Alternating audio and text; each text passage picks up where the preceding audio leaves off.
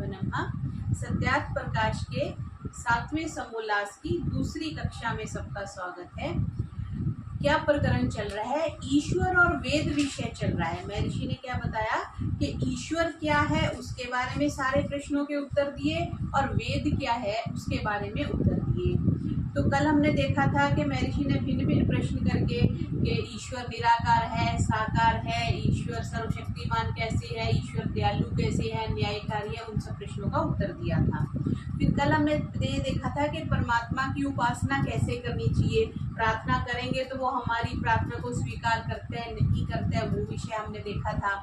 तो फिर ये कहा था कि परमात्मा से महर्षि ने एग्जाम्पल दिया था कि अगर आप ये बैठ के प्रार्थना करने लग जाए कि डे टू डे के कार्य भी भगवान जी आज मेरी जगह आप ऑफिस चले जाओ, मेरी जगह आप ड्राइवर बन जाओ, तो ऐसे नहीं है। परमात्मा ऐसी प्रार्थना को स्वीकार नहीं करते। आलसी होकर अगर बैठे रहते हैं तो उनके लिए उनकी कोई भी प्रार्थना जो स्वीकार नहीं होती। पहले पुरुषार्थ होना चाहिए, फिर प्रार्थना होनी चाहिए। ठीक है जी, क्योंकि जो परमेश्वर की पुरुषार्थ करने की आज्ञा है उसको जो कोई तोड़ेगा वह कभी सुख ना पावेगा, ये महर्षि का आदेश है। तो इसलिए पुरुषार्थ तो हर एक व्यक्ति को करना चाहिए। तो 7वें समोल्लास के आज हम यहाँ से जो यजुर्वेद का 40वें अध्याय के दूसरे मंत्र की पंक्ति महर्षि ने दी है वहां से प्रारंभ कर रही हैं। कुर्वन्नेवेह कर्माणि जिजी विशेषतम समहा। कुर्वन्नेवेह, ये बहुत प्रसिद्ध मंत्र है कि हम कर्म करते हुए 100 वर्ष तो तक जिए। बहुत से लोग कहते हैं ना कि बस बुढ़ापा पेंशन मिल जाए तो हम बैठ जाए। नहीं, कर्म करते रहना चाहिए, कुछ ना कुछ एक्टिविटी रहनी चाहिए शरीर में। बहुत से ये आजकल साइंटिस्ट भी बताते हैं कि जो बुढ़ापे में भी मतलब ओल्ड एज में भी जो कुछ ना कुछ गतिविधियां करते रहते हैं, एक्टिविटीज करते रहते हैं, उनका जो वो युवा बने रहते हैं। क्यों? कि उनके ब्रेन सेल्स नए डेवलप होते रहते हैं। ये तो है ना कि 4-6 महीने में आपके सारे बॉडी के सेल्स जो है वो नए बन जाते हैं। तो नए सेल जब बनेंगे, कब बनेंगे? तो उनमें जब नए एक्टिविटी होएगी तो उसमें भिन्न तरह के हार्मोन्स है। जैसे बच्चा कितना ग्रोथ करता है, क्यों? क्योंकि वो नई नई चीजें सीखता है। तो हमेशा कुछ ना कुछ सीखते रहना चाहिए, कुछ ना कुछ पढ़ते रहना चाहिए। ये नहीं कि जीवन के साधन उपलब्ध हो गए, बच्चे सेट हो गए, परिवार सेट हो गया तो अब मैं निष्क्रिय हो जाऊं। तो यहाँ कहते हैं परमेश्वर आज्ञा देता है मनुष्य 100 वर्ष पर्यंत अर्थात जब तक जीवे तब तक कर्म करता हुआ जीने की इच्छा करे। आलसी कभी ना हो। आलसी नहीं कि बस बैठ गए तो बस उठना ही नहीं है, बाजार नहीं जाना, ये काम भी वो कर देगा, वो काम भी वो कर देगा।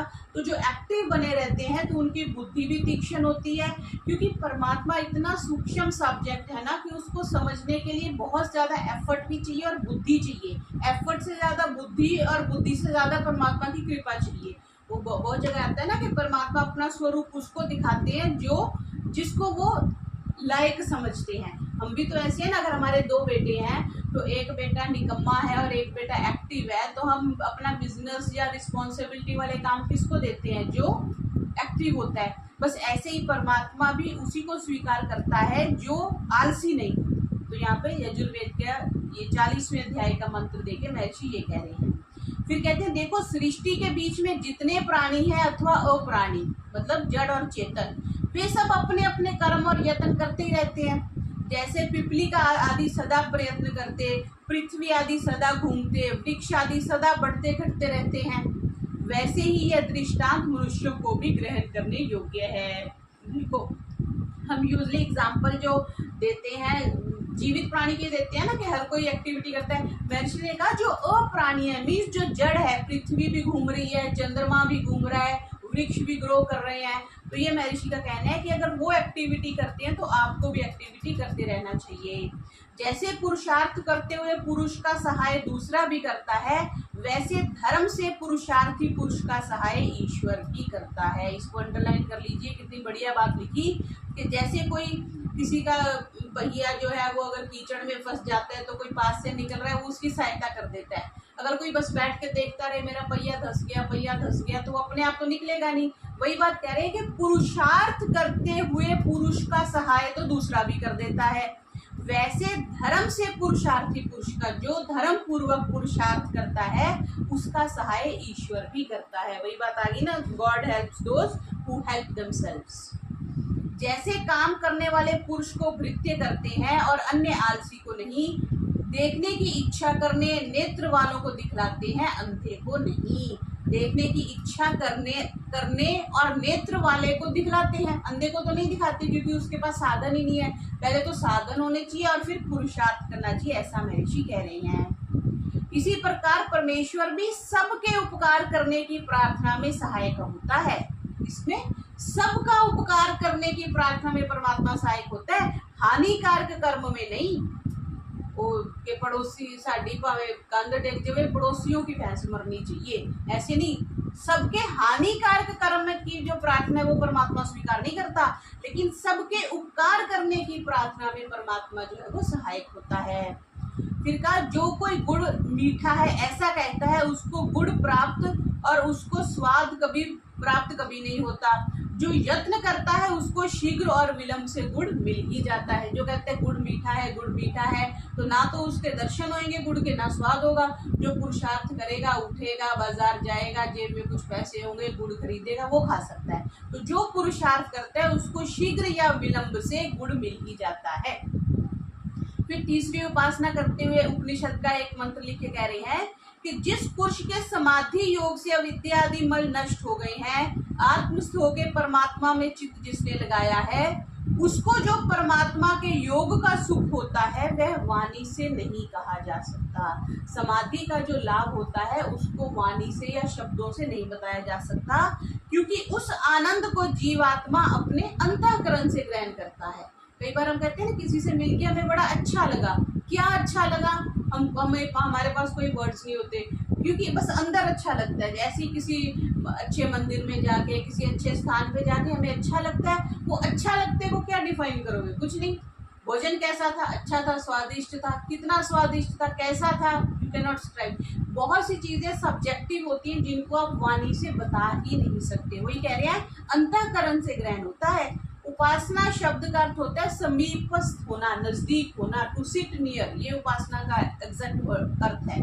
अष्टांग योग से परमात्मा के समीपस्थ होने और उसको सर्वव्यापी सर्वंतर्यामी से प्रत्यक्ष करने के लिए जो जो काम करना होता है वह सब करना चाहिए।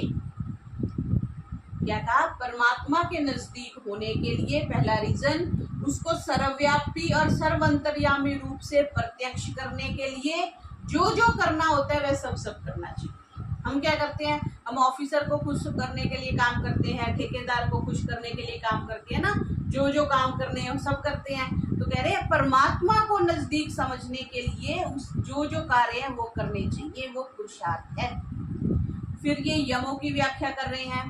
पतंजलि योग दर्शन के है कि जो उपासना का आरंभ करना चाहे उसके लिए है कि किसी से वैर ना रखे, सर्वदा सबसे प्रीति रखे। अब प्रीति कैसे रखे? प्रीति तो बड़ी कठिन है। चलो हम रिश्तेदारों से प्रीति कर लेंगे, मित्रों से प्रीति कर लेंगे, पर आजकल समाज ऐसा, अगर हम समाज में रह रहे हैं तो ना चाहते हुए भी अप्रीति हो जाती है। ट्रैफिक रूल्स को देख लीजिए, कोई हमारे बाएं से निकल रहा है, कोई हमें जानबूझ के कट मार के निकल रहा है, कोई रेड लाइट क्रॉस कर रहा है, हमें इंजरी हो रही है, तो उसमें गुस्सा तो आता है ना। तो सबसे प्रीति कैसे हो जाए, आज की स्थिति में ये विचारणीय विषय है। या तो हम एक कमरे में बंद होकर बैठ जाएं, समाधि के लिए प्रयास करें, तब ये संभव है। फिर कहा सत्य बोले। सत्य भी बहुत सी ऐसी परिस्थितियां होती है जहाँ पे हम अटक जाते हैं। झूठ अगर हम थोड़ा नियंत्रण रखते हैं तो झूठ बोलना नहीं चाहते, सत्य बोलने की स्थिति नहीं होती, तब भी हमारे लिए ये थोड़ा विचारणीय हो जाता है।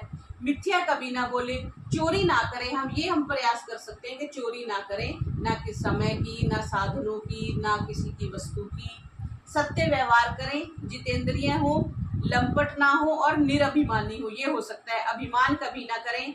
ये पांच प्रकार के यम मिलके उपासना योग का प्रथम अंग है। तो ये यमों की व्याख्या महर्षि ने अपनी भाषा में ऐसी करी। फिर नियमों को बता रहे हैं। नियमों क्या है कि राग द्वेष छोड़ भीतर और जल आदि से पवित्र रहे। भीतर और बाहर से कैसे पवित्र रहेंगे? बाहर से तो हम पवित्र हो जाते हैं, स्नान कर लिया, शुद्ध हो गए, लेकिन अंदर से शुद्ध कैसे होते हैं? जब हम राग द्वेष छोड़ते हैं। राग द्वेष कैसे छोड़ेंगे? अब आम का सीजन है तो आम तो चाहिए, आम से तो राग है ही, लेकिन उसका बस खा लेना है, उसका फिर चिंतन नहीं करते रहना। उस रेडी से लाया था, उसने बड़े अच्छे आम दिए थे, मैंगो शेक बड़ा अच्छा बना था, तो वो जो चिंतन करते रहते हैं ना, वो राग है। तो बस उस चीज को छोड़ देना। आम खाने की मनाही नहीं है, लेकिन आम के बारे में सोचते रहने से मनाही है। तो धर्म से पुरुषार्थ करने से लाभ में ना प्रसन्नता और ना हानि में अप्रसन्नता करे। अब ये भी हो ही जाता है। पैसे जेब में आते हैं तो अच्छा लगता है, पहली तरीके सैलरी मिलती है तो अच्छा लगता है, 30 तरीके पैसे खत्म हो गए तो चिंता हो जाती है। तो इसमें प्रयास करना कि जब हम परमात्मा की प्राप्ति में लगे हुए हैं तो लाभ हो जाए तो प्रसन्नता ना हो और हानि हो जाए तो अप्रसन्नता ना हो। इसको हम ऐसा समझते हैं कि जब हम समाधि में बैठे उसकी तैयारी के लिए हम ऐसा अवश्य करें। प्रसन्न होकर आलस्य छोड़ सदा पुरुषार्थ किया करें, ये संभव है। सदा दुख सुख को सहन कर धर्म ही का अनुष्ठान करें, अधर्म का नहीं। सुख दुख को सहन करना एक बात कह दी, और हमेशा धर्म करना है, अधर्म नहीं करना। गड़बड़ हो गई, लेट हो रहे हैं तो ये नहीं रेड लाइट क्रॉस कर दे, हम कुछ काम करवाना है रिश्वत दे दे, नहीं। हमने अधर्म नहीं करना, दूसरा करता है तो करता रहे। कल इसी बात पे ही चर्चा हो रही थी कि अगर हमारे साथ कोई बुरा करता है, हम मान रहे हैं हमें बुरा कर रहे हैं, तो परमात्मा की दृष्टि से हमारे साथ अन्याय नहीं हो सकता। हाँ, वो अगर बुरा कर रहा है तो उसका फल उसको समय आने पे मिलेगा। क्यों? अगर हम अपने प्रोस्पेक्टिव से देखें, हमारे साथ उसने बुरा किया, किसने धोखा कर दिया, हमारे पैसे लेके भाग गया, हमारे साथ कुछ गड़बड़ कर दी, तो वो हमें अपने हमारे कर्मों का फल परमात्मा उसके थ्रू भुगतवा रहा है, लेकिन उसको उसका भुगतना अवश्य पड़ेगा। तो इस तरह समझ के कि परमात्मा न्यायकारी अगर हम मानते हैं तो फिर मन से द्वेष खत्म हो जाता है। नहीं तो सारा दिन वही सोचे जाएंगे, वो पैसे लेके भाग गया, वो पैसे लेके भाग गया, वो पैसे लेके भाग गया। तो यहाँ कह रहे हैं कि हमेशा जैसी भी परिस्थिति हो आप धर्म करें, अधर्म ना करें। सर्वदा सत्य शास्त्रों को पढ़ें। अब यहाँ पे सत्य शास्त्र लिख दिया, ये नहीं लिखा कि शास्त्रों को पढ़े जो सत्य है, क्योंकि गलत ट्रैक वाले बुक्स आप पढ़ेंगे तो आप उस तरफ को चल पड़ेंगे। सत्पुरुषों का संग करें, अच्छे पुरुषों के साथ रहें। ओम इस एक परमात्मा के नाम का अर्थ विचार करें और नित्य प्रति जप किया करें। इसको भी अंडरलाइन कर लीजिए। एक परमात्मा के नाम का अर्थ विचार करें और नित्य प्रति जप किया करें। स्पष्ट भाषा। तो लोग कहते हैं ना, राम नाम का जाप करो, राधा नाम का जाप करो, कृष्ण नाम का करो। हमारे महर्षि ने स्पष्ट लिखा है परमात्मा के ओम नाम का जाप करना चाहिए। अपने आत्मा को परमेश्वर की आज्ञानुकूल समर्पित कर देवे। इन 5 प्रकार के नियमों को मिला के उपासना योग का दूसरा अंग कहलाता है। फिर आगे कहा कि ऋग्वेद आदि भाष्य भूमिका में उपासना विषय आगे देख सकते हैं। फिर उपासना की विधि बता दी कि जो उपासना करने चाहे तो क्या करें, एकांत देश में जाएं, आसन लगाएं, प्राणायाम करें, बाह्य विषयों से मन को हटाएं, मन को नाभि में, हृदय में, कंठ में, नेत्र में, दोनों नेत्रों के बीच में, या शिखा पे भी कुछ लोग ध्यान करते हैं, और पीठ के मध्य हड्डी में किसी स्थान पर अपने आत्मा और परमात्मा का विवेचन करके परमात्मा में मगन होकर संयमी होंगे। जब ध्यान करना है ना, तो ध्यान आजकल बहुत तरह की ध्यान पद्धतियां चलती हैं। तो महर्षि क्या कह रहे हैं, अपने आत्मा और परमात्मा का विवेचन करना है कि मैं आत्मा हूँ, इस शरीर में कुछ भोगने के लिए आया हूँ, जब भोग समाप्त हो जाएंगे मैं चला जाऊंगा। और परमात्मा कैसा है, कि कब से सृष्टि बनी है, कब नहीं, ये सारा उपासना विषय महर्षि ने ऋग्वेद आदि भाष्य भूमिका में लिखा है। तो यहाँ पे महर्षि ने ये लिखा। फिर कह रहे हैं जब इन साधनों को करता हुआ तब उसका आत्मा और अंतःकरण पवित्र होकर सत्य से पूर्ण हो जाता है और नित्य प्रति ज्ञान विज्ञान बढ़ाकर मुक्ति तक पहुंच जाता है।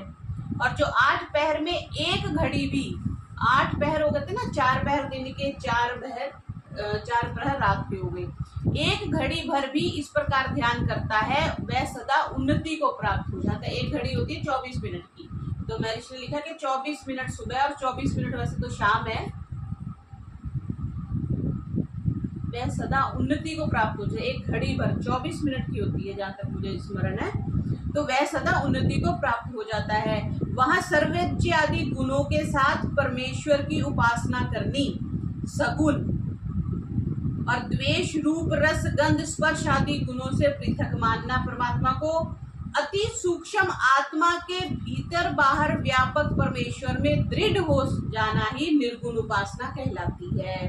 सगुण उपासना कैसी होगी, सर्वज्ञ आदि, परमात्मा सर्वज्ञ है, सब कुछ जानता है, सर्वंतर्यामी, ये सगुण उपासना होगी। निर्गुण उपासना होगी, वो राग द्वेष से दूर है, रूप रस गंध से दूर है, ऐसा परमात्मा है। तो सगुण और निर्गुण उपासना दोनों प्रकार से करनी चाहिए। इसका फल क्या है, ये भी बहुत महत्वपूर्ण पैराग्राफ है, इसको अंडरलाइन करके रखेंगे। उपासना का फल महर्षि क्या लिखते हैं, जैसे शीत से आतुर पुरुष का अग्नि के पास जाने से शीत निवृत्त हो जाती। जैसे आप ठंड से ठिठुर रहे हैं और कोई अग्नि जला के बैठा हुआ वहां जाते हो तो आप अग्नि ठंड से बच जाते हैं, वैसे परमेश्वर के समीप प्राप्त होने से सब दोष दुख छूटकर परमेश्वर के गुण कर्म स्वभाव के सदृश जीवात्मा के गुण कर्म स्वभाव पवित्र हो जाते हैं। जैसे मैं अक्सर ये एग्जांपल ये देती हूँ कि डस्टबिन के पास बैठेंगे तो दुर्गंध आएगी, फूलों के पास बैठेंगे तो सुगंध आएगी। तो जैसे ही अग्नि के पास बैठेंगे शीत जो ठंड लग रही थी, शीतलता है वो दूर हो जाती है।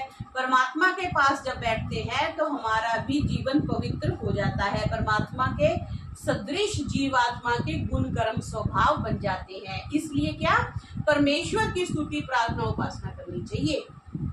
इससे इनका पृथक फल होगा, किंतु आत्मा का बल इतना बढ़ेगा। दो चीजें बता दी, परमात्मा की स्तुति प्रार्थना और उपासना। स्तुति होती है किसी को अच्छा कहना, आप बड़े अच्छे हैं, मेरे को कल की छुट्टी चाहिए। उपासना उनके पास बैठना, उनकी गर्म, अच्छा पिछली बार भी इन्होंने मुझे को छुट्टी दे दी थी, आज भी छुट्टी दे देंगे। तो ये तीन चीजें होगी। तो कह रहे हैं इससे इनका फल पृथक होगा, परंतु आत्मा का बल इतना बढ़ेगा कि वह पर्वत के समान दुख प्राप्त होने पर भी न घबराएगा और सबको सहन कर सकेगा। ये उपासना का फल है। कितना दुख कहा, पर्वत के समान दुख। पर्वत कितना बड़ा होता है जी, इतना बड़ा भी दुख आएगा ना तो वो घबराएगा नहीं और सबको सहन कर लेगा। हमारी तो स्कूटी पंक्चर हो जाती है, हम परेशान हो जाते हैं, घर में लाइट चली गई तब हम परेशान हो गए, पड़ोसी ने ऊंचे ऊंचे डीजे बजाना शुरू कर दिया, हम परेशान हो गए। हमारी परेशानी, हमारा दुख जो है वो कितना छोटा है, लेकिन हम विचलित हो जाते हैं। थोड़ी सी हानि होगी, बच्चे ने झगड़ा कर लिया, कुछ भी गड़बड़ होगी। तो यहाँ कह रहे हैं जो परमात्मा की उपासना करते हैं वो पर्वत के समान दुख आने पर भी वो घबराता नहीं, ऐसा महर्षि कह रहे हैं। क्या ये छोटी बात है? तो ये लिखते हैं क्या ये छोटी बात है? और जो परमेश्वर की स्तुति प्रार्थना उपासना नहीं करता वह कृत्रिम और महामूर्ख होता है। मूर्ख नहीं, महामूर्ख होता है, क्योंकि जिस परमात्मा ने इस जगत के सब पदार्थ जीवों को सुख के लिए दे रखे हैं उसका गुण भूल जाना, ईश्वर ही को ना मानना कृतज्ञता और मूर्खता है। परमात्मा ने सब कुछ हमारे सुख के लिए तो बनाया, हवा बनाई, सूरज बनाया, चांद बनाया, सब कुछ बनाया, उसकी अगर हम धन्यवाद नहीं करके उसके गुण को भूल जाते हैं तो ये कृतज्ञता और मूर्खता है। ये उपासना विषय में महर्षि ने लिखा। फिर आगे कह रहे हैं कि जब परमेश्वर के श्रोत्र नेत्र आदि इंद्रियां नहीं है तो वो इंद्रियों का काम कैसे कर सकते हैं? आप कह रहे हो परमात्मा सुनता है, देखता है, वो कैसे है? तो महर्षि ने ये यहाँ पे एक मंत्र दे रहे हैं, पानी पादो जवनो ग्रहीता। इसमें कह रहे हैं कि ये उपनिषद का वचन है, परमेश्वर के हाथ नहीं है, परंतु अपनी शक्ति रूपी हाथ से सबका रचन करता है, ग्रहण करता है। पग नहीं है, उसके पैर नहीं है, परंतु व्यापक होने से सबसे अधिक वेगवान है। चक्षु का गोलक नहीं है, परंतु सबको यथावत देखता है। श्रोत्र नहीं है, तथापि सबकी बात सुनता है। अंतःकरण नहीं है, परंतु सब जगत को जानता है, और उसको अवधि सहित जानने वाला कोई भी नहीं। परमात्मा कब से कोई भी नहीं जान सकता। उसको सनातन, सबसे श्रेष्ठ, सब में पूर्ण होने से पुरुष कहते हैं। वह इंद्रिय और अंतःकरण के बिना अपने सब काम अपने सामर्थ्य से करता है। हमारे तो जैसे जो प्रज्ञा चक्षु जो नहीं देख सकते वो नहीं देख सकते क्योंकि इंद्रियां नहीं है, इंद्रियों के गोलक नहीं है, लेकिन परमात्मा की इतनी सामर्थ्य है कि वो बिना आंखों के भी देख लेते हैं, बिना कानों के सुन लेते हैं और बिना अंतःकरण के सब कुछ जान लेते हैं। फिर कह रहे हैं उसको बहुत से मनुष्य निष्क्रिय और निर्गुण कहते हैं।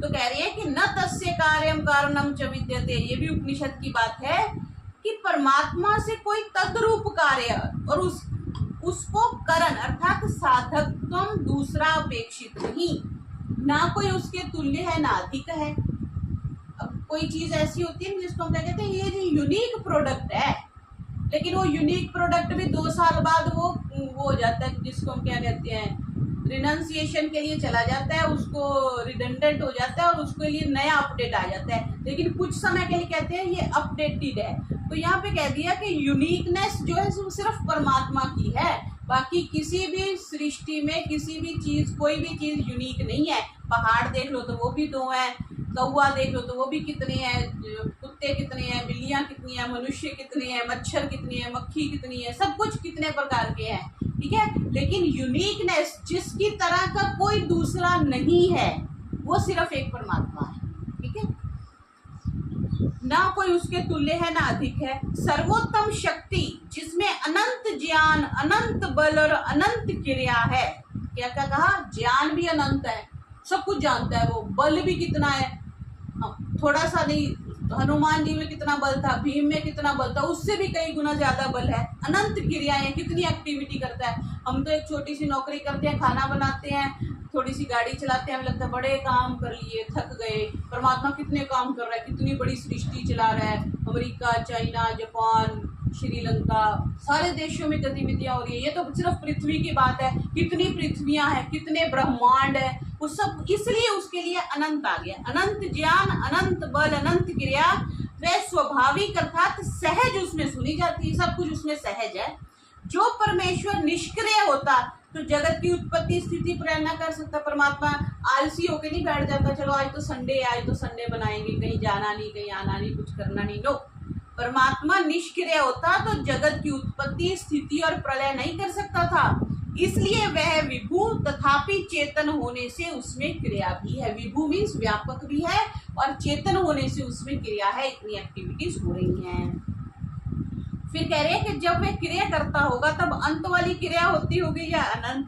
देखो महर्षि खुद ही प्रश्न कर रहे हैं और खुद ही उत्तर दे रहे हैं। कितना बढ़िया प्रश्न किया कि उसकी अगर क्रिया हो रही है तो क्रिया अंत वाली है या अनंत है। तो क्या उत्तर दे रहे हैं कि जितने देश काल में क्रिया करनी उचित समझता है उतने ही देश काल में क्रिया करता है। अब बारिश हो रही है तो साउथ में इतनी ज्यादा बारिश हो रही है, उत्तराखंड में हो रही है, हरियाणा में इतनी नहीं हो रही, पंजाब में इतनी नहीं हो रही। तो उसी को समझो कि जितने देश काल में वो क्रिया करता है, कहाँ पर जिसको वो उचित समझता है। जैसे खंड प्रलय होती है, एक ही बार में सारे ब्रह्मांड की प्रलय नहीं होती, थोड़ी थोड़ी प्रलय होती है, कहीं सब कुछ नष्ट हो गया, फिर कहीं बन गया, नष्ट हो गया, बन गया। तो जिस देश और काल में जितनी गतिविधि करनी है परमात्मा उतनी ही करता है। क्यों? क्योंकि वह विद्वान है, ऐसा उत्तर दिया।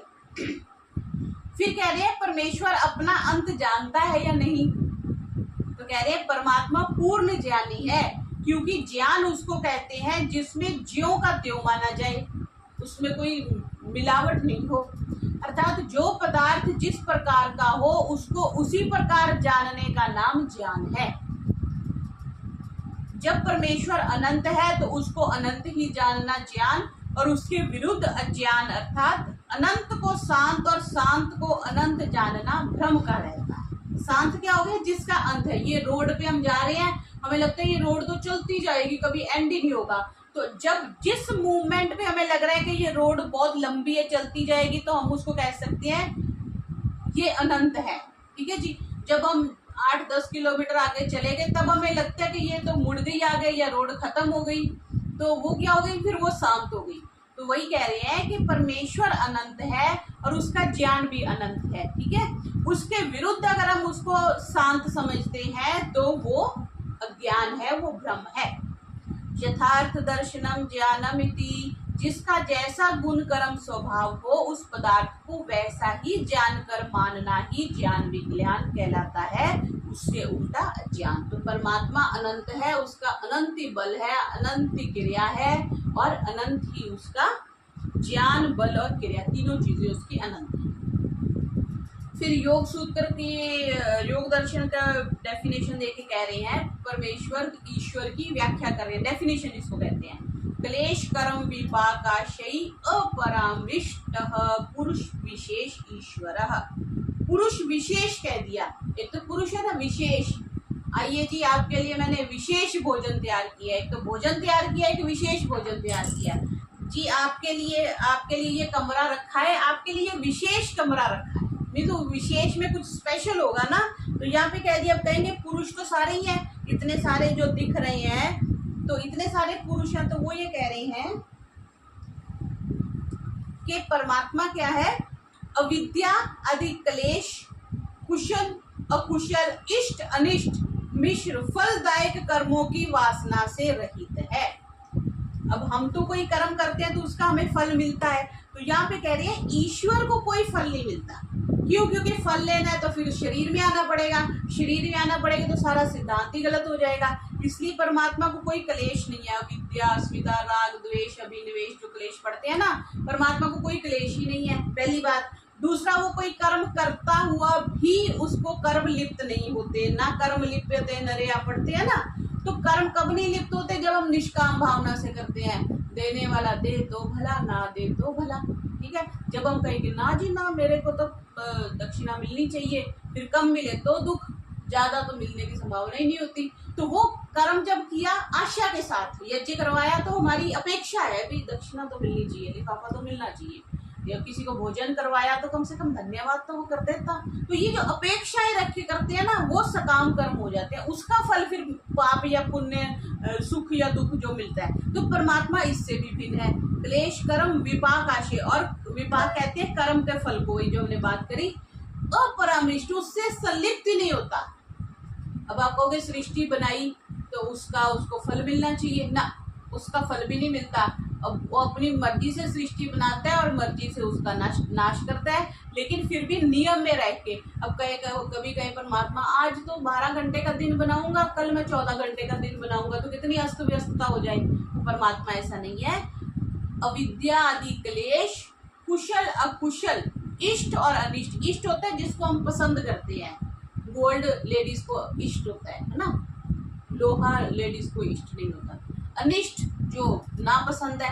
मिश्र फलदायक कर्मों की वासना से रहित है, वह सब जीवों से जो विशेष है वो ईश्वर कहलाता है। ये ईश्वर की डेफिनेशन दे दी। फिर सांख्य का सूत्र है कि ईश्वर सिद्ध है। इस पे बहुत सारी चर्चा होती है, नास्तिक लोग भी इस पे बहुत चर्चा करते हैं, पौराणिक लोग भी। वो जो बौद्ध धर्म वाले हैं ना, वो इस श्लोक से, इस सूत्र से परमात्मा की असिद्धि कर देते हैं कि परमात्मा तो है ही नहीं, आपका सांख्य का सूत्र कह रहा है। तो अब आप देखिए महर्षि इसकी क्या व्याख्या करते हैं। फिर 3 इन्होंने सूत्र दिए साथ में। प्रमाण अभावात न तत्सिद्धि, संबंध अभावात न अनुमानम। सांख्य का सूत्र देते हुए क्या कह रहे हैं, प्रत्यक्ष से ईश्वर की सिद्धि नहीं होती। ईश्वर सिद्धि का मतलब ये नहीं है कि ईश्वर है ही नहीं, लेकिन प्रत्यक्ष से ईश्वर सिद्ध नहीं। आप कहो जी इनविटेशन कार्ड दो और कल आपके घर यज्ञ में ईश्वर को आना चाहिए, तो कल ईश्वर आ जाए कपड़े कुपड़े पहन के, मुकुट लगा के, मेकअप शेकअप करके, तो ना, ईश्वर प्रत्यक्ष कहीं नहीं आ सकते। ईश्वर सिद्ध है। परमात्मा प्रत्यक्ष से ईश्वर की सिद्धि नहीं है, लेकिन अनुमान से तो है, शब्द प्रमाण से तो है। वेद कह रहा है, उपनिषद के अभी बता दिया, पानी पादो जब नोग्रहिता कह दिया, न तस्य कार्यम कारणम च विद्यते कह दिया। ये शब्द प्रमाण से तो सिद्ध हो रहा है ना कि परमात्मा है, और अनुमान से भी सिद्ध हो रहा है। जहां जहां गतिविधि हो रही है वहां वहां चेतन है, जहाँ गतिविधि नहीं है वहाँ चेतन नहीं है। अब अभी जैसे ये पुस्तकें बिखरी पड़ी हैं, तो इसमें अगर खुसर होगी तो मुझे लगेगा इसमें या तो चूहा आ गया, या छिपकली आ गई, या कॉकरोच, या कुछ ना कुछ तो है। जहां भी गतिविधि हो रही है वहां पे चेतन है। अब सारे ब्रह्मांड में गतिविधि हो रही है, इसलिए सारे ब्रह्मांड में चेतन की कोई सत्ता है। उस सत्ता को आप ईश्वर कह लो, उसको आप कुछ और कह लो, ब्रह्म कह लो, परमात्मा कह लो, कुछ भी कह लो, लेकिन कोई नाम तो आप दोगे। इसकी भी आगे व्याख्या आएगी। तो कह रहे हैं क्योंकि जब उसकी सिद्धि में प्रत्यक्ष ही नहीं, तो अनुमान आदि प्रमाण भी नहीं घट सकते। जो अनुमान होता है वो प्रत्यक्ष पूर्वक होता है। बादलों को देख करके वर्षा का अनुमान करते हैं, तो पहले हमने प्रत्यक्ष देखा है ना कि बादल होने के बाद वर्षा होती है। अब बादल नहीं होते तो वर्षा नहीं होती। तो ये पहले प्रत्यक्ष होता है, फिर अनुमान होता है। अब परमात्मा के संबंध में जब प्रत्यक्ष ही नहीं है तो अनुमान कहाँ से करोगे? जहां जहां अग्नि है वहां वहां धुआं होता है। ये पहले एक बार हमने देखा है, फिर कहीं धुआं देखेंगे तो हम सोचेंगे अच्छा वहां आग लगी हुई है। हम क्यों सोचते हैं? क्योंकि हमने उसको पहले प्रत्यक्ष देखा है। अब परमात्मा को प्रत्यक्ष तो देखा ही नहीं, तो हम अनुमान क्या करेंगे? तो ये कह रहे हैं जब उसकी सिद्धि में प्रत्यक्ष ही नहीं, तो अनुमान आदि प्रमाण भी नहीं घट सकते, और व्याप्ति संबंध ना होने से अनुमान हो भी नहीं सकता। पुनः प्रत्यक्ष अनुमान के ना होने से शब्द आदि प्रमाण आदि भी नहीं घट सकते। इस कारण ईश्वर की सिद्धि नहीं हो सकती। अगर ऐसा प्रश्न करे तो इसके उत्तर में क्या कह रहे हैं कि यहाँ ईश्वर की सिद्धि में प्रत्यक्ष प्रमाण नहीं है, और ना ईश्वर जगत का उपादान कारण है। उपादान कारण क्या होता है जी? जिससे कोई चीज, जिसको आप रॉ मटेरियल कहते हैं, आटे से रोटी बनती है तो आटा रोटी का उपादान कारण है। मिट्टी से घड़ा बनता है तो मिट्टी घड़े का उपादान कारण है। और पुरुष से विलक्षण अर्थात सर्वत्र पूर्ण होने से परमात्मा का नाम पुरुष, और शरीर में शायन करने से जीव का नाम भी पुरुष है। ठीक है जी, सर्वत्र मतलब पूरे ब्रह्मांड में परमात्मा है इसलिए वो पुरुष है, और जीव आत्मा इस शरीर में रहता है, पूरी नाम अयोध्या कहते हैं ना, तो इसलिए शरीर में रहने से आत्मा का नाम भी पुरुष है। क्योंकि इसी प्रकरण में आगे कहा प्रधान शक्ति योगात चेत संगात्पत्ति ही सत्ता मात्र चेत सर्वेश्वर्यम, ये सांख्य के सूत्र है सारे।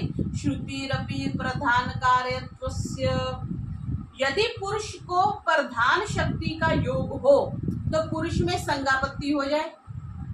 प्रधान शक्ति का अगर हम योग माने तो संगापत्ति होती है, दूध में आपने शहद मिला दिया तो मिक्स हो गया ना, दो चीजें होगी, संग हो गया। अर्थात जैसे प्रकृति सूक्ष्म से मिलकर कार्य रूप में संगत हुई, वैसे परमेश्वर भी स्थूल हो जाए। अगर हम ये कहें परमात्मा जगत का उपादान कारण है, जैसे ये वेदांती लोग मानते हैं, आदि शंकराचार्य जी ने जो मत चलाया वो अद्वैतवाद मानते हैं, वो ऐसा मानते हैं कि परमात्मा ही सृष्टि में परिणित हो गया, मतलब कुम्हार ही घड़ा बन गया, माता जी रोटी बन गई, ऐसा वो कहते हैं। तो उससे क्या होगा, परमेश्वर भी फिर स्थूल हो गया। इसलिए परमेश्वर जगत का उपादान कारण नहीं किंतु निमित्त कारण है। जैसे कुम्हार मिट्टी से अलग है, जैसे माता जी रोटी से अलग है, वैसे ही परमात्मा सृष्टि से अलग है। जो चेतन से जगत की उत्पत्ति हो, तो जैसा परमेश्वर समग्र ऐश्वर्य युक्त है, वैसा संसार में सर्व ऐश्वर्य का योग होना चाहिए। जो नहीं है, सारा ऐश्वर्य तो किसी का भी नहीं है ना, जितने मर्जी बड़े अंबानी हो जाएं, कुछ भी बन जाएं, लेकिन सारा ही ऐश्वर्य किसी का हो जाए। कोई कहे जी मेरा चांद पे भी प्लॉट है, मेरा मंगल में कोठी बनी हुई है, मेरी बुध ग्रह में भी एक फार्म हाउस है, ऐसा तो कभी नहीं सुना ना, ऐसा हो भी नहीं सकता। और ऐसा सिर्फ परमात्मा ही है जो कह सकता है कि चांद भी मेरा, मंगल भी मेरा, बुध भी मेरा, पृथ्वी भी मेरी। इसलिए परमेश्वर जगत का उपादान कारण नहीं किंतु निमित्त कारण है। क्यों? क्योंकि उपनिषद भी प्रधान ही को जगत का उपादान कारण कहते हैं। तो आगे जो इन्होंने इसकी व्याख्या करी है, अजाम एकाम लोहित शुक्ल कृष्णाम ब्रह्मी प्रजा सृजमाना स्वरूपः, यह प्रकृति की व्याख्या इन्होंने आगे करी है। तो प्रकृति की जो व्याख्या है वो हम कल देखेंगे। आज का पाठ करना करते हैं। ओम शांति शांति शांति। सर्वेभ्यो नमः।